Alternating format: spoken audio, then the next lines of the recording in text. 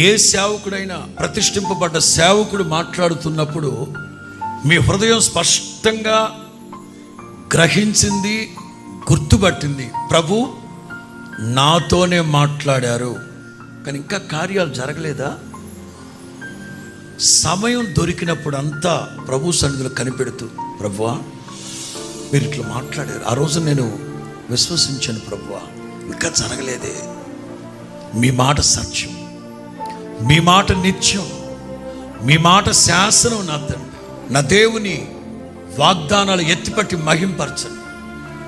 ఆలస్యమైంది కదా పాస్టర్ గారు. ఆలస్యం అనేది దేవుడు నీకు అన్యాయం చేయాలని కాదమ్మా. ఆ సందర్భంలో అది జరుగుంటే నీ పరిస్థితి వేరే విధంగా ఉండేది. ఇప్పుడు జరిగిస్తేనే అద్భుతంగా ఉంటుంది. యోసేపు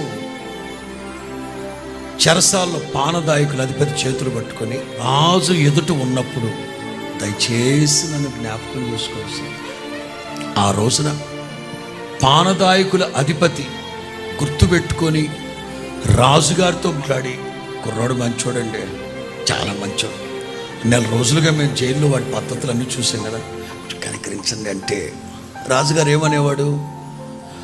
నువ్వు చెప్తేనే కాదంటానా పానదాయకుల అధిపతి, సరే ఆడెవడో ఉన్నాడంటరా, ఆయన వదిలేంట్రా అనేవాడు.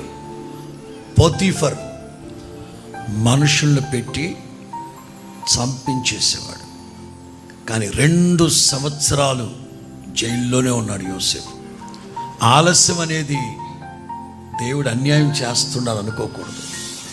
ఆ సందర్భంలో అది జరిగుంటే సాదాసేదా వ్యక్తిగా బ్రతికుండేవాడు.